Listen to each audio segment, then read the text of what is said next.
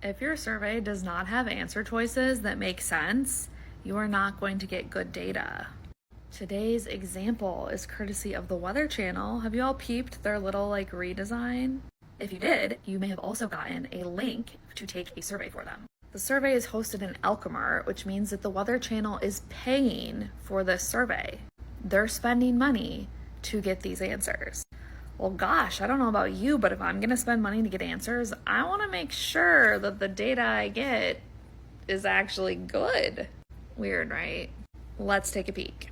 Oh, this question's so interesting. Okay, so how often do you check the weather on an app or website? The first thing that strikes me here is they're not actually asking how often you check the weather on the Weather Channel app or the Weather Channel website. It's on any weather app or any website. Or is it? We don't know. They were unclear. So this is an interesting choice. There was no question before this that said hey, where do you most often check the weather?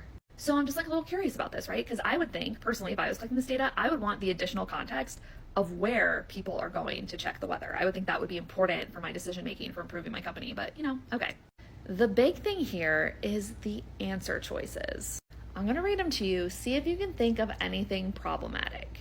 Multiple times a day, about once a day, a few times a day, at least once a week, a few times a month, rarely, never.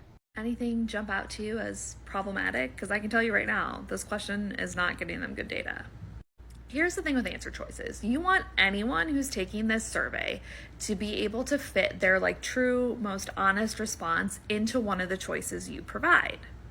And into only one response. Because this is I can only select one thing, whatever I'm thinking in my head should only fit very clearly in one of these little buckets that you're giving me to choose from. That is not the case. That means bad data. But let's start with what's not problematic. Never. Love that choice. How often you check the weather on an app or website? Never. Never. I never do. Okay, great. That's a good choice. Then let's call your attention to these two options up here. We have multiple times a day and we have a few times a day. Multiple just means more than one. So those two choices are actually the same. I was thinking maybe because multiples at the top, it means more times than a few, but about once a day is in between those two, and that would be less than a few times. So the hierarchy here, going from high to low or low to high, isn't happening or working anyways, which is also something that I personally would want to address. So first things first, you can't have multiple and a few times a day. You could say multiple times a day and then about one time a day, once a day. That's good. That'd be great. That'd be so much more clear. And then we suddenly jump from once a day to once a week. Y'all, this is too big of a jump. From once a day to once a week. What if you only check the weather on work days? Or what if you only check the weather on days when you have events that are gonna mean you're spending a lot of time outside? Or maybe you only check the weather on the weekend. Well, that would be a few times a week. So what would you click there? Because it's not once a day, but it's not once a week. It's in the middle. There's no option for you. Bad survey design. So then we go from about once a week to a few times a month. And again, I don't love this jump, and it's also kind of confusing when you play it out. So if you checked it once a week, that would mean about once a week. Let's say you only did it once a week. That would be 4 times a month. And if you did it a few times a month, then it would either be 2 or 3 times a month. There's no option for if you only check it once a month. And a few times a month really means 2 or 3 times a month. So why not just make these answer categories more specific? And include the person who might only check it once a month.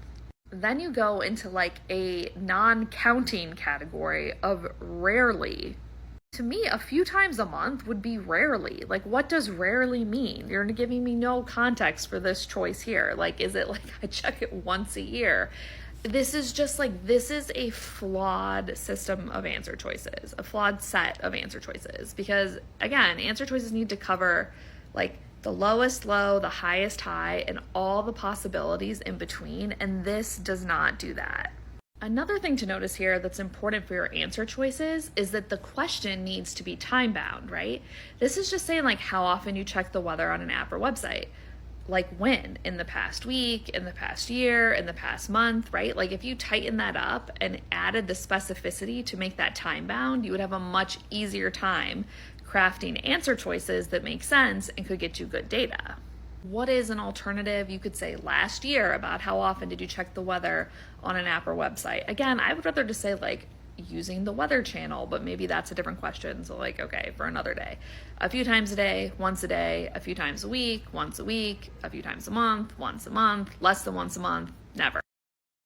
That's comprehensive. It covers like a wide range of responses. This is a lot of answer choices, right? So to me personally, I would actually say like, ask someone in the past week how often they check the weather, and that would be like tighter and more specific and more clear and better. But if we're going with just like being more general, fine. Like in the whole past year, how often did you do this? It could be helpful to know the people who are doing it like, I'm checking it multiple times a day, I'm checking it once a day, I'm checking it a few times in a week, I'm only checking it like once a week, I'm checking it a few times in a month, I'm only checking it once a month, or like I'm not even checking it once a month, I'm checking it less than that. I think that this is like an okay comprehensive set of choices as an alternative. But again, I would rather you make this more time bound, and then once you say like the period, what do you want people thinking of when they're answering this? Last week, last month, last year, whatever. Once you have that, then you can create a really tight, clear set of answer choices that cover the whole range of possibilities that answer the question, how often you're checking the weather.